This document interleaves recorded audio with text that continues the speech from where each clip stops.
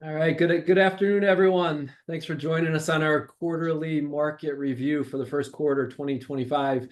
We, as you know, we've been through a lot over the last, especially over the last few weeks, and we'll get into some of what we've seen. A lot of that, as you probably know, revolves around the tariffs or uncertainty around the tariffs. So we'll dive into that a little bit deeper. But again, thanks for joining us. And on the call today, you should be some familiar faces to you. I'm joined by my partners, Ryan Ironman and Scott Jones. And remember, we're part of a bigger team with Tim Ironman, Adam Ironman, who joined us about a year ago, and then Tanya and Julianne and Davia, who's not in our picture there. But so we've got the whole team, but you got the three of us for the next 30 minutes or so. Remember, if there's any questions you have, we try to keep this right to about 30 minutes. So if there's questions that you've got, you can put them in the chat. We'll get to them if we can. And then if we can't, we don't want to keep you over time. We'll get back to you if we need to on any of those questions. All of our contact information is on the screen there. So hopefully you know how to reach us any which way.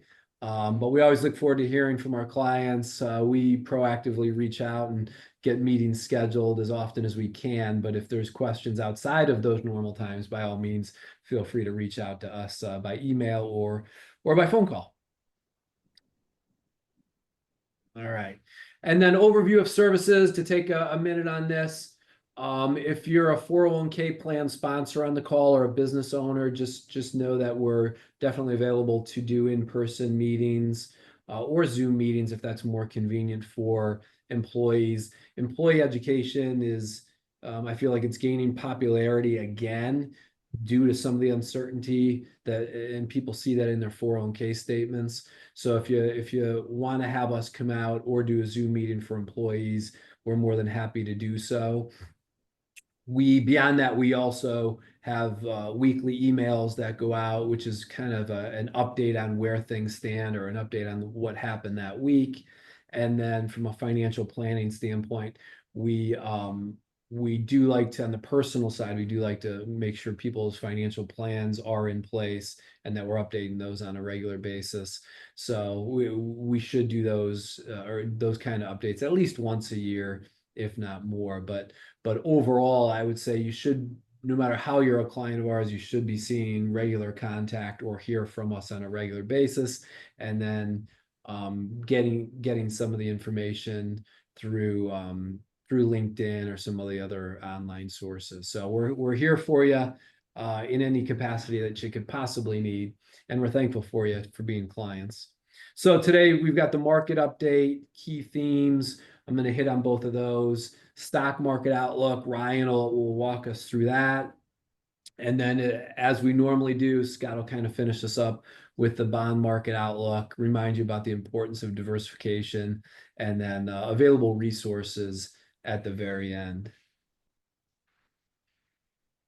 So the quarterly outlook. So this is dated April of this past year. And remember, we get this information by the Raymond James Chief Investment Officer and by the investment committee. So basically, what are we, Raymond James, what are we looking at for the quarter? It could be used to look forward for the year, but more importantly, more short term is what are we looking at on a quarterly basis? This time it's four points. If I had to summarize this in 5 seconds, I would say it's tariffs, tariffs, tariffs. But the first one is the economy overall. The headline on that is tariffs, deportation, and deregulation. Primarily, though, it is the tariff talk, tariff uncertainty, and as we saw a week or two ago, the extension of the tariffs by 90 days and the jump that the market took up that day. Deportation, I think the idea of mass deportation has either quieted down or the challenges in the court system are slowing it down, but we're not hearing too much talk, not as much talk as we once did on the mass deportation of criminals and illegals in the country. Politics, again, different themes to keep an eye on. Um, I think beyond the tariffs, it's just we're in relatively normal economic times and relatively normal earnings season, but it's really the self-imposed damage that's been done so far with the tariff, or the uncertainty around the tariffs, probably more importantly. Um, so keeping an eye on that. And then the case for industrial metals. This one's kind of interesting to me, the timing of it, that we're talking about keeping an eye on industrial metals like steel, copper, and lithium. We hear a lot and see a lot of commercials about gold and silver.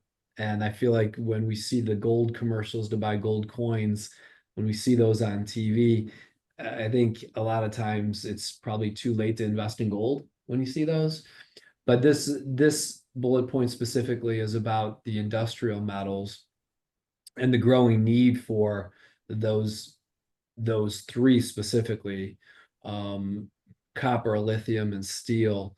Uh, Copper and lithium, especially copper and lithium, when it comes to the production of electronics, is are one of the keys. Copper used in a lot of different things.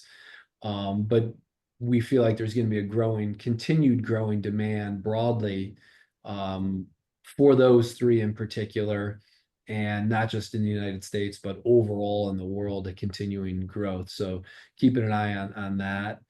And then the last one, tech tariffs and trade.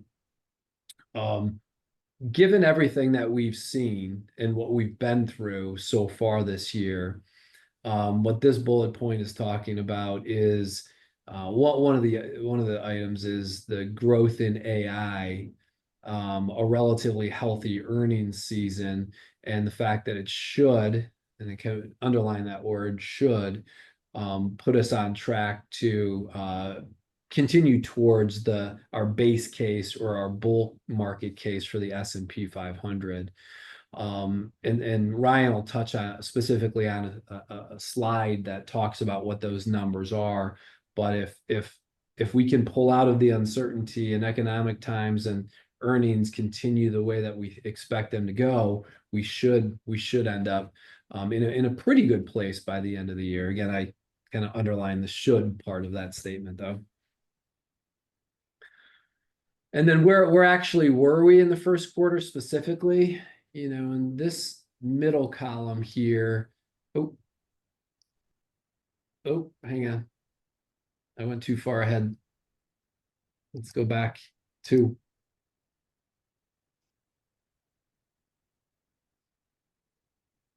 Uh, there we go. Okay. So first quarter returns, and by now you've probably all seen your account statements, whether it's your 401ks or IRAs and what they've done. But the Dow was down 1.25% in the first quarter. S&P 500 down 4.5% in the first quarter, and then the Nasdaq down closer to 10.5% in the first quarter. Um, we saw a huge or a large turnaround. The Magnificent Seven was leading the market up for a number of years and were the drivers of most of the growth in the stock market. And then so far this year, we're seeing a more broadened market where the Magnificent Seven is no longer leading. They're actually pulling the markets down. So we're seeing a little bit of a change there. And I think the silver lining to that would be, even if the Mag 7 is dragging us down some, if we've got strong earnings from a lot of the other companies that are participating, that should be good for the market, or it will be good for the market once we get through some of this trade uncertainty. The last thing I like to look at on this page, especially when I talk to clients that are buying or selling their home or buying a second home, the 30-year mortgage, it's been hovering. It's been higher than 7, so it's pulled back a little bit, but we're still dependent upon where you're at in the country, where you're looking for a loan. 6.75% is a good ballpark number. Got a client in South Carolina that's looking to buy and he qualified right around that 6.6, 6.7 range. So slight decline there, which is good. Good for those of us that are looking to buy. Our expectation is it's still 2 interest rate cuts this year. That can be modified by the chief investment officer and the team as far as what our outlook is, but that has not changed as of yet. And then we've got the tariffs. So what has, as a country, what have we paid on average going all the way back to 1930? And I was a little bit surprised when I saw this, how high way back in the 1930s, early 40s, what as a country we were paying on average in tariffs. So you can see that high number back in the late, I call it mid 30s, is up in that 20% range. You can see how low it's been since then, especially if you look back into the mid 70s, where it was ballpark 4%, hold all the way back under 2% for a good period of time in the early 2000s, little jump back up more recently. And then that dotted, or that lighter line over there, puts our estimated tariff at 8%, which is probably two times the average or so. And I do think that's, when this sort of slide is put together, they've got to put something on the slide. That number, though, is definitely subject to change based on what we do or how we negotiate with the other countries. And the whole idea behind reciprocal tariffs. So we'll see where that number goes, but nonetheless, as of today, we still expect it to be higher than what we've had probably for most of any of our lifetimes. So that is, though, the one of the keys to all of this is just where do the negotiations land, and then do the tariffs get more targeted on specific items, specific markets, as opposed to broad-based tariffs.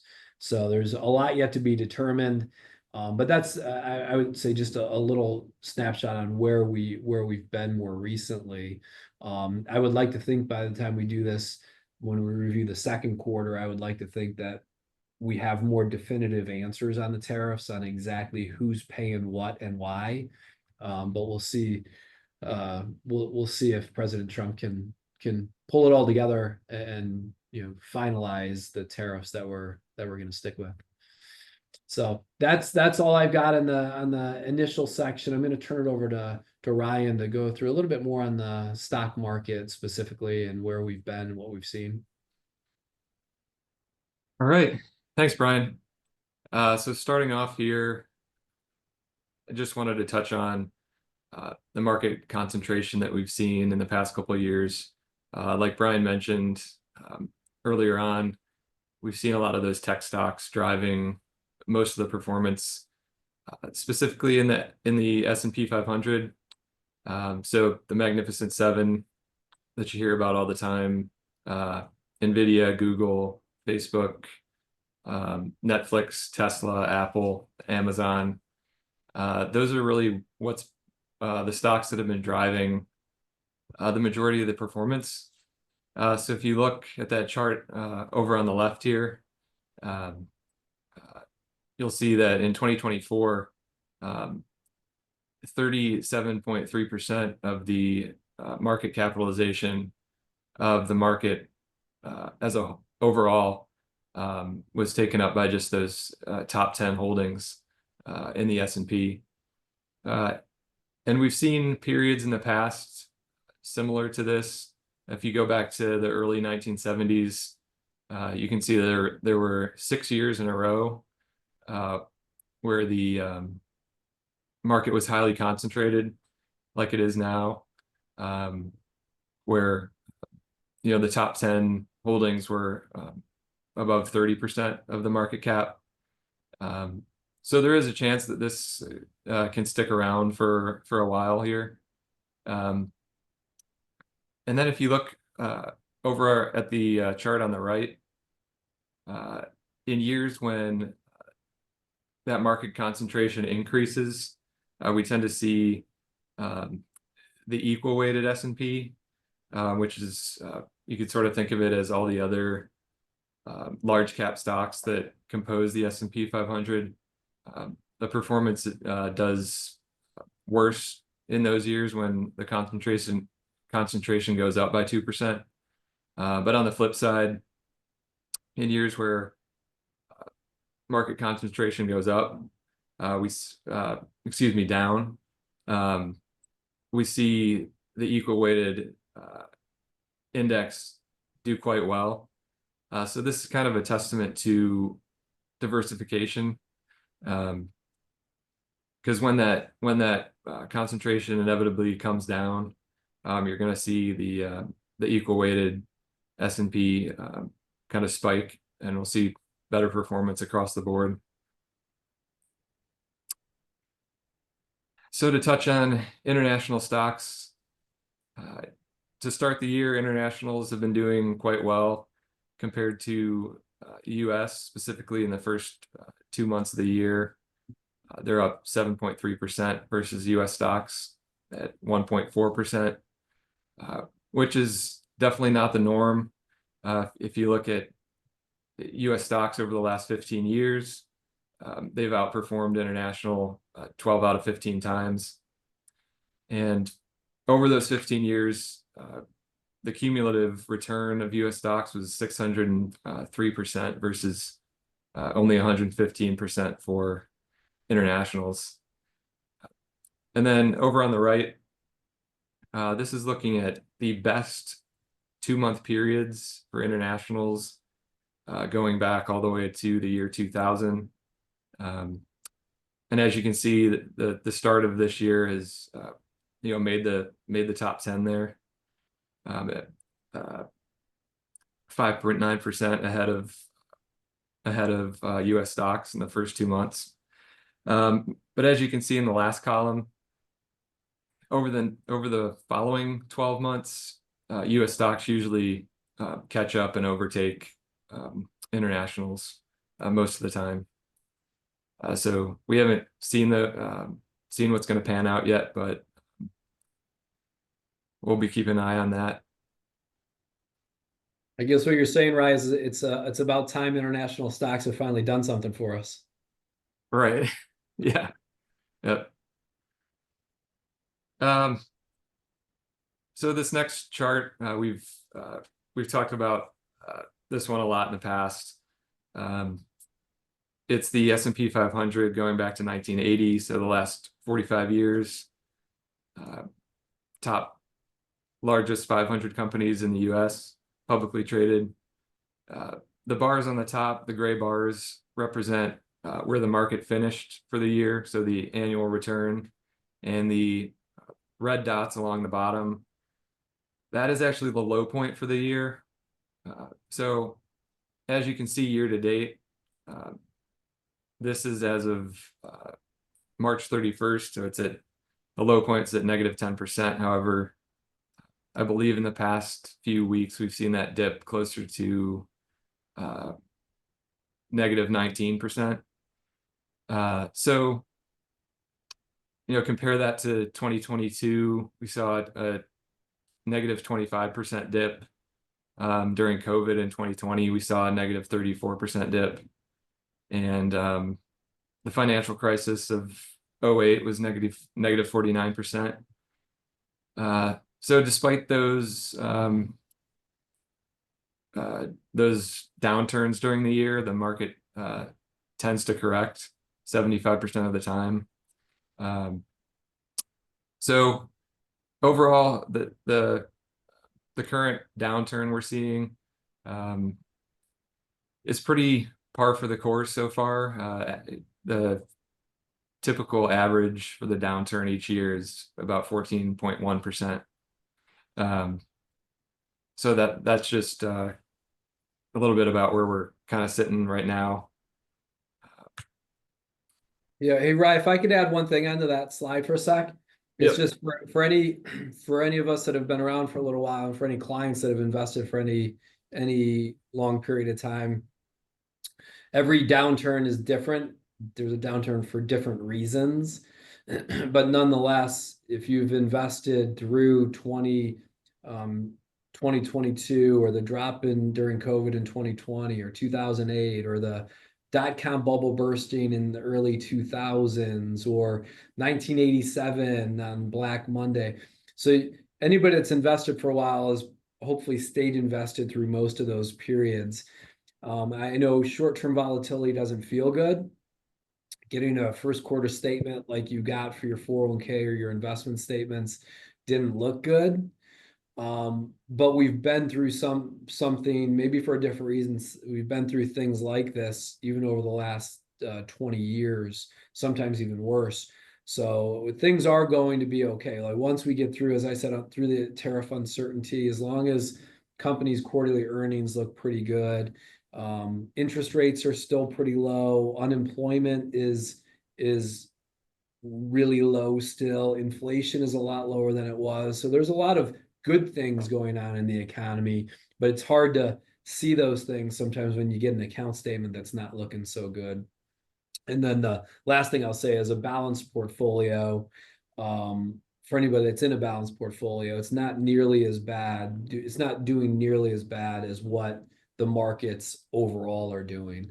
The fixed income part that Scott will talk about in a minute have been helpful in a regular 60-40, 70-30 type portfolio. Yep. Yeah, and just to add one more thing to this slide, the biggest increases in the market overall typically come immediately following the biggest dips. So yeah, just another reason to stay invested during the volatility. And then I'll touch on the PE ratios of the S&P, the market overall. The PE ratio, simple way you can think of it is how much an investor is willing to pay for $1 of earnings in the stock market overall. And the stat doesn't really mean much unless you compare it to another stock or a prior average of the PE ratio of the overall market. So if you look at the 30-year average, we can see it's right around 16.9%. As of the end of March 2025, we were all the way up at 20.2. So at that point, the market was still quite overvalued, relatively speaking.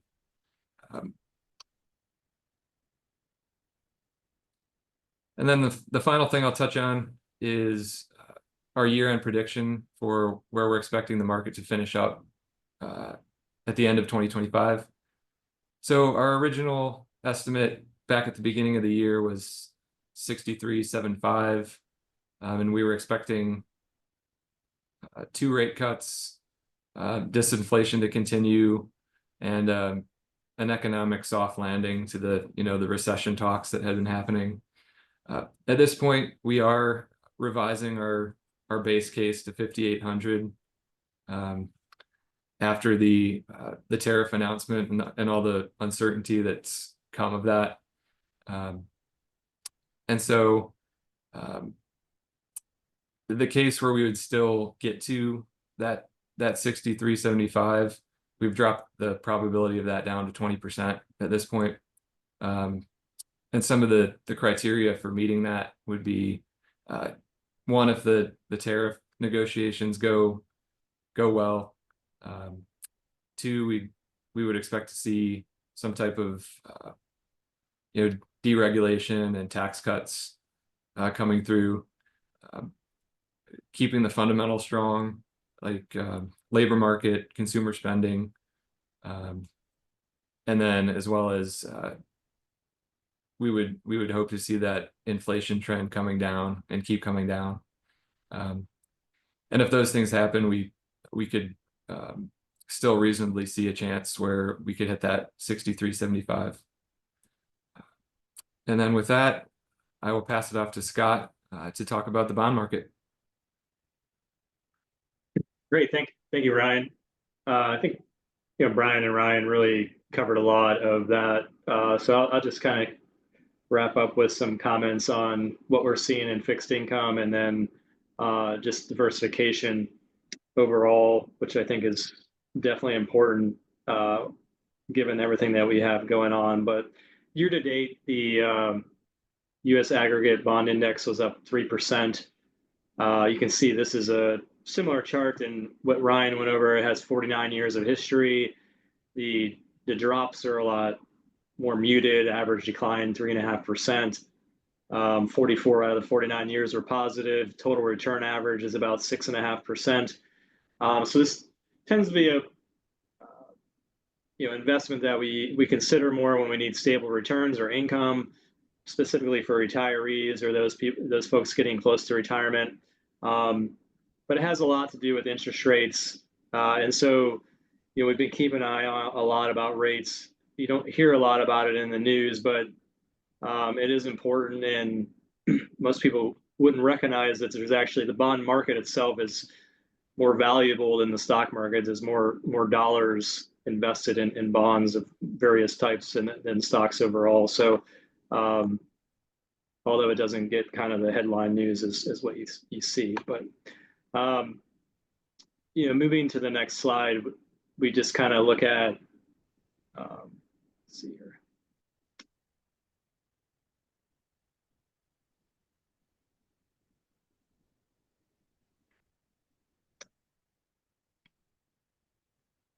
Ryan, are you able to advance it? There you go. This is a kind of the Fed funds rate. This is generally the rate that the government can control for some purposes. So the Federal Open Market Committee meets. That's what you hear a lot about, like Jerome Powell, and they meet and kind of set expectations. And so you saw a big increase in the Fed funds rate in 2022. That had to do a lot with the inflation that we are experiencing, to try to kind of calm that down. But this rate dictates a lot of things. Could be mortgages, credit cards, but it's generally what you see as far as like savings account rates, money market rates, CD rates, and expectations here, as you can see on the chart, is for that to come down. The long-term projection in purple is to be at 3%. We're about 4.38%. And so if those rates do come down, we would expect fixed income to do better in that market. But it's been kind of sticky. There's a lot of things that they're looking at as far as employment rates. You've seen this current administration lately try to get a little aggressive, I would say, in trying to influence the decisions, but typically the Fed considers themselves independent of the White House and will make the decisions that they feel necessary. Jerome Powell is set to be his term is set to end next year, so more than likely there would be a replacement to the Fed chair within the next 12 months. But you see some rhetoric around trying to get that to happen faster. So we'll just kind of wait to see how that all plays out. But you see a lot with rates and conversations about 10-year Treasury, things like that.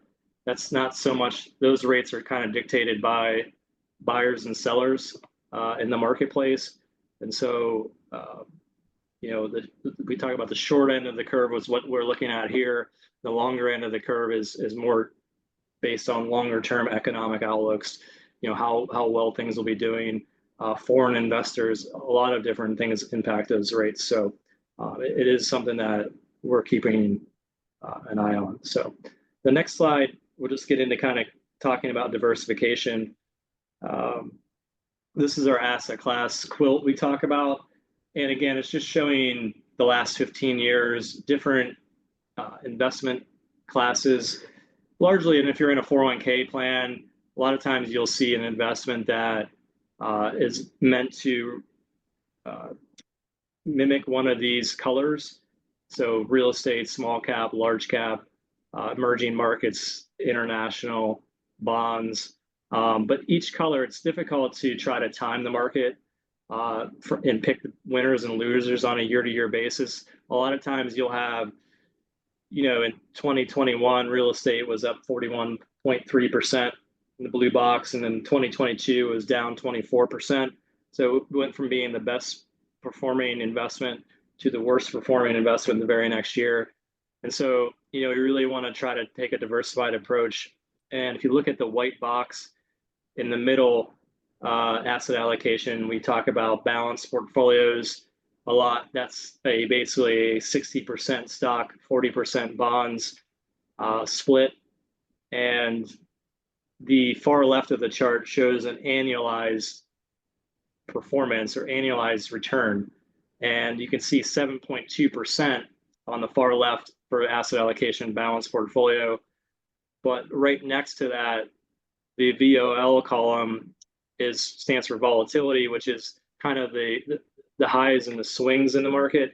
So you can get very good returns and take out a lot of the volatility that individual asset classes have. And so that's what we're trying to kind of do when we talk about diversification. Spread your money across all different investments based on your risk profile, as well as your age and income needs and things like that. So just keep an eye. Year to date, far top right is commodities are up the highest, 8.9% through the first quarter.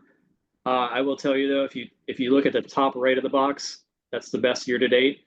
If you go complete reverse of that and look at the worst performer over the last 15 years, it's been commodities. And it's actually not even provided a positive gain over the last 15 years. So very volatile asset classes, oil, gold, things like that. They have their places, but over the long term, they tend to not outperform other stocks, bonds, etc. So next chart kind of just looks at, we try to, especially in times like this, the volatility, we try to get people to look at, not look at things on a year-to-year basis, but zoom out and look at things over a longer period of time. So this is basically looking at time, diversification, and volatility of returns from 1950 to the last year. So it's almost 75 years of history here. And if you look at things on a one-year basis, you can see there's a big spread, anywhere from a down 37% in stocks to an up 52% in the green bar there. That's obviously a very extreme experience in 1 year. But if you start to kind of, again, zoom out and look over a longer period of time, any 5-year rolling period would have stocks down at worst 2%, best up 29%. Any 10-year rolling period is worst case down 1%, best case up 20%. And again, I think we talk about the balanced 60-40 portfolio, but that's the gray box or the gray chart there. You can see a balanced portfolio at any 5-year time frame has never had a negative return in the last 75 years, basically. So important to keep that in mind when we're considering longer term goals and like retirement for a lot of our clients. So, and with that, I think, Ryan, if you want to go forward, we just talk about ways you can diversify. We have a lot of times, if you're an employee with one of our 401ks, we have portfolios that are built based on a risk preference. We take you through a questionnaire. You might, depending on your age and your risk tolerance, you might come up with something like a balanced portfolio, or you might be in a moderate growth or a growth portfolio. And just make sure that you're taking appropriate diversification.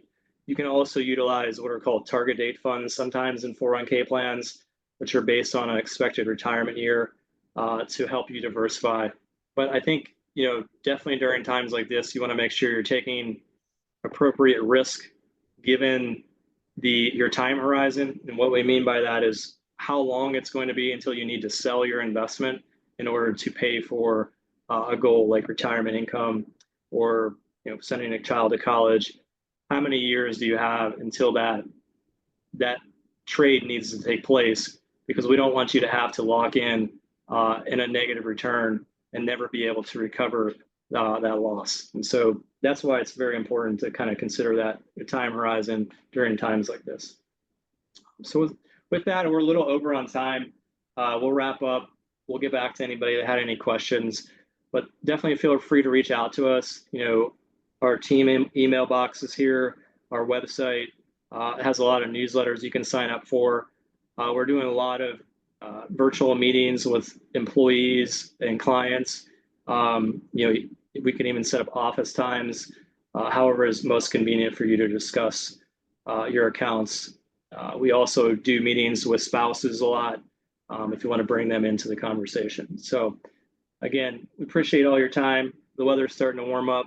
It feels like starting to feel a little bit like spring. We got, you know, baseball season and things going on. So you know, with that, we appreciate your time, your business, and we'll wrap up from there. Thanks, everyone.